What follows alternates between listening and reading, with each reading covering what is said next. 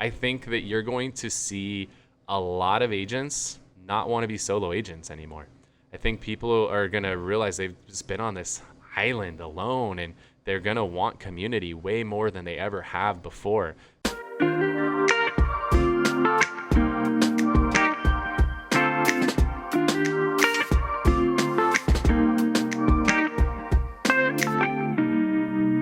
Welcome to the Whissel Way Podcast. My name is Kyle Whissel, your host with Whissel Realty Group and eXp Realty here in San Diego. I am Bryan, Koci, the marketing director here at Whissel Realty Group in San Diego.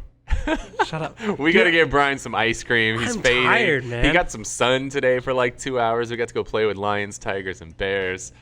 It was pretty rad. It was very awesome. Yeah, cool. Well, the goal of our show, guys, is to give you the tools, techniques, and tactics that you need to go out there and crush it in your business. And the way that we like to do that is to answer the questions that you have for us. And we like to do it within 30 minutes or less. We want this to be the kind of show that you can consume on your way to or from work. So if you have questions you want to have answered on the show, go to thewhisselway.com. You can ask us questions, subscribe to the podcast, the YouTube channel, join our referral network. A lot of people are leaving California. You can join our Facebook group and find out about upcoming events like our Media Mayor Mastermind, which is a 16-hour course where we go super, super deep into nothing but video and kind of share everything we've learned over the last 6 years of cranking out videos together. And if you guys enjoyed the show today, we'd love it if you can subscribe and give us a review. Those reviews really go a long way. So whether you're on iTunes, hook us up with a review there, or hit that like button if you're watching on YouTube. We'd really appreciate that. I went to go write a review on iTunes, and then I realized that would be dumb. To review your own show? Yeah. I do this show. I like it. It's good. Bryan likes cats. Yeah, that's what your review would say. And probably my iTunes handle is probably Bryan Koci or Bryan. So it's not, people were like, bro, you can't rate your own thing. Oh, everybody does. Really? Oh, yeah. Did you do it? No. It feels weird. It's not cool. Anyway, cool. Good. I'm glad I'm not cool then. Wait, no, I'm glad I am cool. You are cool because you didn't do it. Yeah. I didn't do the job. not cool. Great job, Bryan. All right. What are we talking about today? Events. Okay. Obviously, COVID has come, and some places COVID has gone, but it has changed our lives, I think, probably forever. And one of the things that it really disrupted were events of all kinds. Real estate events, weddings, office meetings, people going to offices, schools. It's disrupted literally how we interact with each other face to face, and sometimes prevented people from interacting face to face. Actually, a lot of places. So, Kyle, you had some predictions on how you see events happening, especially in the real estate space, moving forward, and you think it's going to be significantly different. I do. Tell me what you think, because I think I don't know if I agree with you yet. I'm curious what you say. All right. So my opinion is that... And treat this as fact, guys. It's his opinion, so it's obviously fact. My opinion is that the demand for events in the future is going to be significantly higher than it ever has been. Okay, how far in the future? From here going months. Okay. Within 12 months, right? So some states, like we're recording this at the end of September, and Florida has just said, F it, let's open everything back up. They've kind of thrown caution to the wind. And then there's other states like California where we are, where it's still pretty locked down. So, this is obviously going to vary from place to place. But being that you now have a state that has said you guys can pretty much do whatever the hell you want, events are going to start happening, right? I think, prior to COVID, there were events and people would go to them. But I think after COVID, people are going to want to go to a lot more of them, because what's happened is we've all been so isolated, so secluded since March or whenever you had lockdown in your area. I mean, we're going on 6+ months now, right? I saw a meme the other day that was like, happy 6-month anniversary to let's just shelter in place for 14 days and this thing will be gone, right? We're 6 months past that now. And I think we still have 6+ months to go before, some of the other states like ours really open back up again. So the thing is, people are craving community right now way more than they ever have. I got the privilege of going to a small group event recently, there was like 14 people in a room that held 140.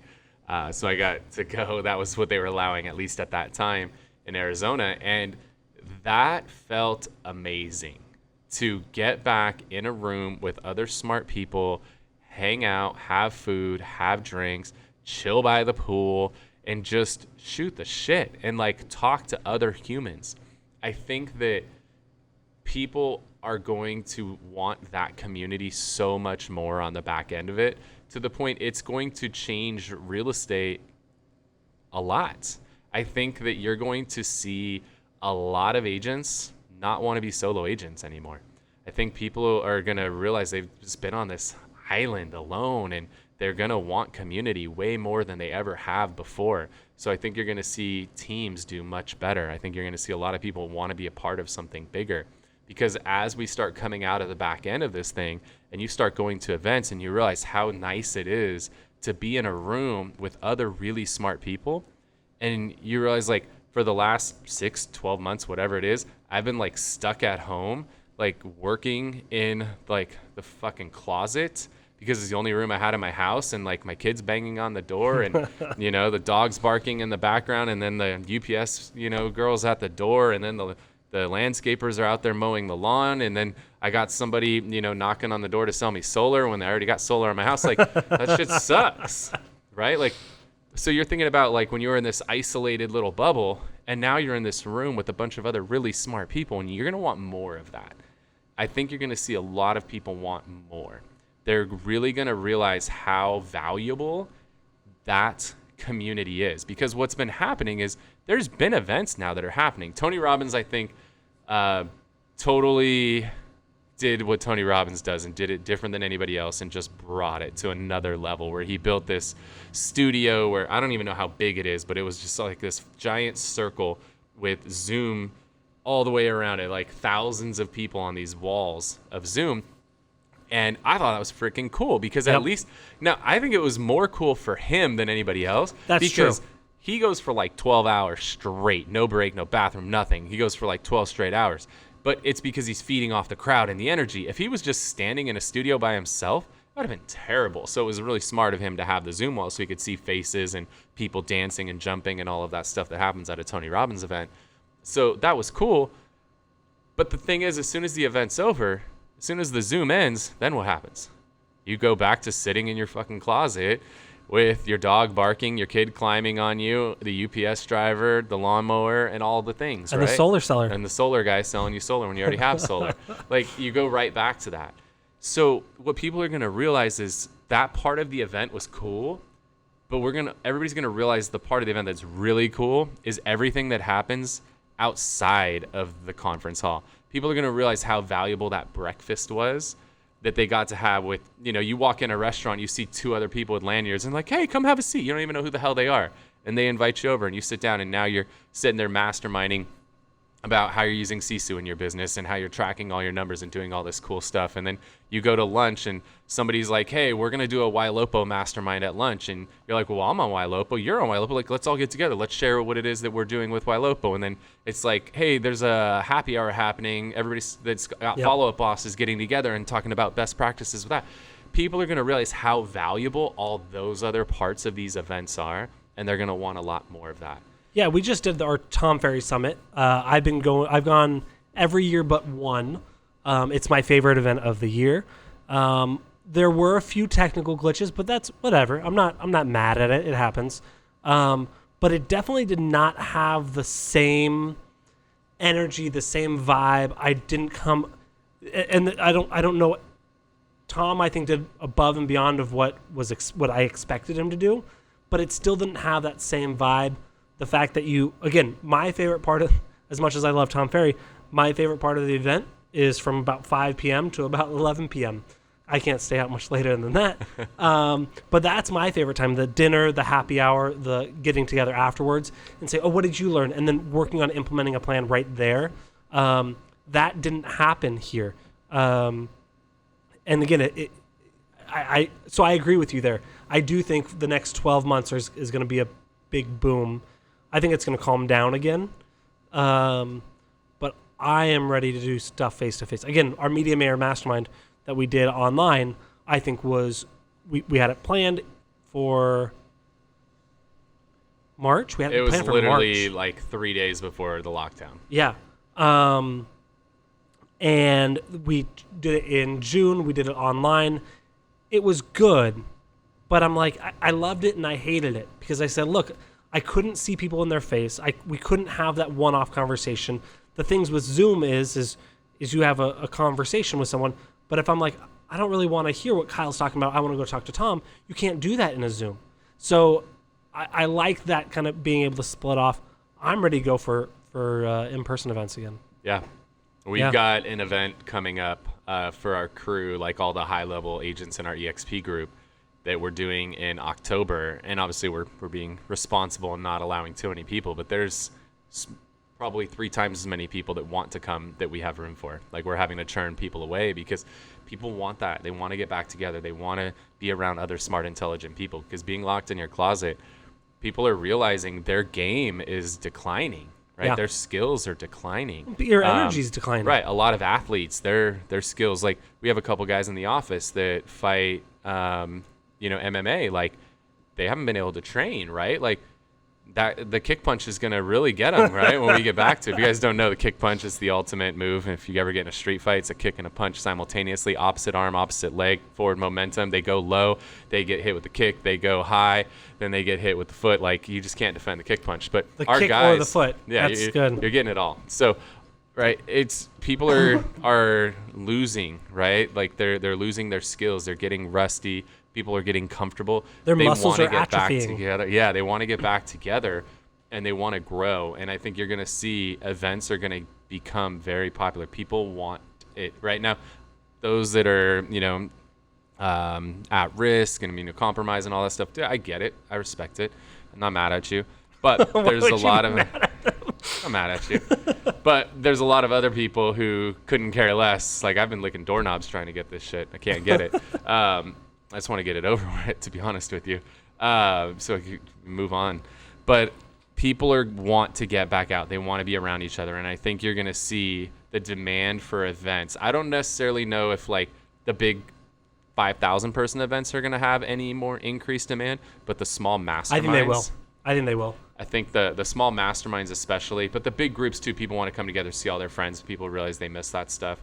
I just think in general, you're going to see a lot more demand for events. And I think you're going to see a different level of appreciation for the events where people don't realize the value of all the other things, right? The event is not what happens from 9 to 5. It's what happens from 12 to 12, right? Yep. It's what happens 24 hours a day because there's so many other things that are happening. I mean, when we go to like the Tom Ferry Summit, it's literally going to breakfast with this group, going to lunch with this group, going to happy hour with this group, going to dinner with this group, and then everybody's meeting up here, with a whole nother group to hang out at the end of the night for a nightcap. Like you're hanging out with so many different groups of people, and you start to realize how valuable it is to talk to this smart group of people and these guys are up in Canada and they're doing this amazing thing, and this guy's from friggin' Ireland doing this crazy stuff, and this person's from Mexico doing this crazy stuff. Like the experiences that you get to share with all these people, it's so powerful what happens. So I'm really excited for events to come back, and I think everybody's doing the best they can with these virtual events. But again, the problem is 5 o'clock, the event's over. Now what? You go back to your closet and you deal with all that same crap all over again. Okay, so I want to take a couple minutes. We talked about a lot high level. Let's make this actionable. If you're watching this, if you're a real estate agent, or if you are, and whoever your audience is, right? It might be other real estate agents. It might be consumers. How can they take this knowledge of events coming back and utilize it to grow in their business, achieve their goals, whatever it may be? We obviously talked about masterminding, but let's talk about if consumers are goal. Yeah, well, let me give you a couple examples, right? One, recruiting. It's a huge recruiting opportunity because, again, people have been in the closet by themselves for months and months. They just want somebody to hug, right? Someone to hold their hand. People want that stuff. So we're leveraging this. We're with EXP. Obviously, we want to grow the company. So we're running masterminds where we, have all the top people within our group at EXP come together, and then we invite guests who can come and experience that community and that want to be a part of it, and that's going to help us grow that. You could do that same thing if you're not at EXP and you're running a team, but you want to grow your team. Do an event, invite people in, let them see what it's like to be a part of your group, to be a part of your community, and they'll want that, and you could grow your team during these times. If you're looking to do stuff with consumers, think about people want to get together. What can you do? Like, are movie theaters open in your area? Maybe you could do an event at a movie theater. We're going to be doing past clients, right? Like, your past clients haven't gotten out to do anything fun in quite some time. So maybe you do a movie night. Maybe you do, like we're going to do in November, which, dang, that's only like a month away now. We're going to do a pie giveaway, right? Where we call all of the clients we've worked with, our vendors, our referral partners, and we're going to invite them all. Hey, come in the office. We're going to have a pie for you. You want a pumpkin pie? You want an apple pie? What are you into? And we're going to have all these fresh baked pies, and they're going to come in, and we'll get to hang out and shoot the shit with them. And what's new? How have you been? How's homeschooling going? How's working from home going? All that stuff. Like, we get to have community because people are craving community. So think about what can you do with your past clients. I think that's the huge opportunity right now. Yep. Put some sort of event together. Now, it depends on what state you're in and your tolerance level. Maybe you could do small get-togethers. Maybe you want to do a big event. That's up to you. But I would be thinking about what can you do with your past clients, because everybody's craving community, not just real estate agents. And even one of the things that we kind of talked about earlier today is knowing that people have been cooped up with their kids, with their mother-in-law, with their animals, knowing that, and maybe you're in somewhere like San Diego that you can't hold huge events. You can't do our Santa event like we've done every year.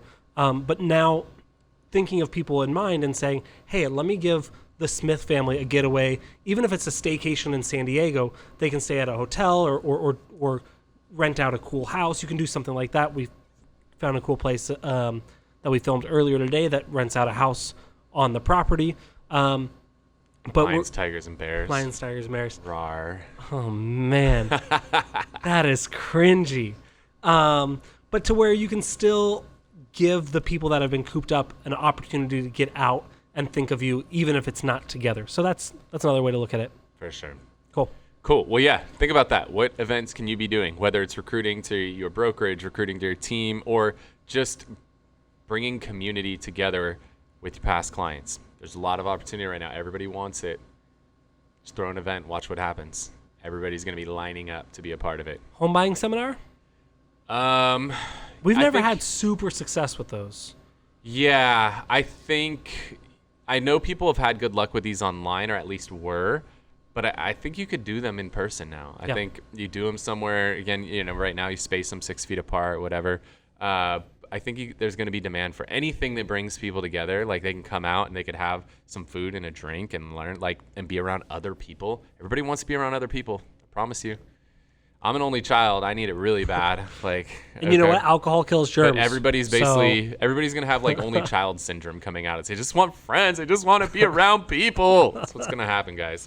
All right. Hopefully you got some value out of this. The last thing we want to do before we wrap today is share something we like to call the Whissel Widget of the Week. This is something we're utilizing in our business that helps us save time, make more money, or just have more fun. What do you got for us today, Bryan? So, again, I'm going to go back to another keyboard shortcut. I am a Windows user. I saw you do this on your Mac, and I was blown away. I was using emojipedia.com, and that was how I was finding my emojis on my computer. That was fine, but I had to go to another website and search, and it's kind of a pain in the ass. I saw Kyle do it with some sort of keyboard shortcut on his Mac. I don't know what it was. But then I learned on PC, it's Windows and the period button. If you do that, it will bring up a small emoji pop-up. You can start typing thanks or thumbs up, and it'll filter it for you. And now I am able to use emojis on my computer with ease, with literally press of 2 buttons. So that's mine. It's Windows period on the Windows PC. Kyle, what is it on the Mac? Command Shift Spacebar, I think. Oh, Windows is way easier. I think. I don't even remember, to be honest with you. Do you use it anymore? Yeah, I use it all the time. It's like I don't even think. It's your fingers use it, not your. Yeah, I'm not even thinking. All right, it just happens. Let's Tom, can we figure that out later, and we'll just put it up on the screen? Cool. What was I gonna share? I forgot. The new. Oh yeah. All right. Yeah. For those of you that are on an iPhone, you've had this little red bubble sitting in your settings for a while now, and it's iOS 14. And iOS 14 is badass. Okay. there's a lot of things. There's like widgets and all this stuff, but I want to focus on what it adds for iMessage, because this, I think, is the most valuable part of what they added in iOS 14. So there are 3 key features. 2 of them make it very similar to Facebook Messenger. And then the third thing makes it really easy to make sure you don't forget about conversations. So number 1 and 2 that are kind of something I think they took from Facebook Messenger is you end up in these group threads. I got one thread right now that's, I think 30 people is the max. We have 30 people in this group. There ends up being so many conversations that are happening, it's hard to keep track of things sometimes. So what's really cool is you can now reply to a specific message within a text thread.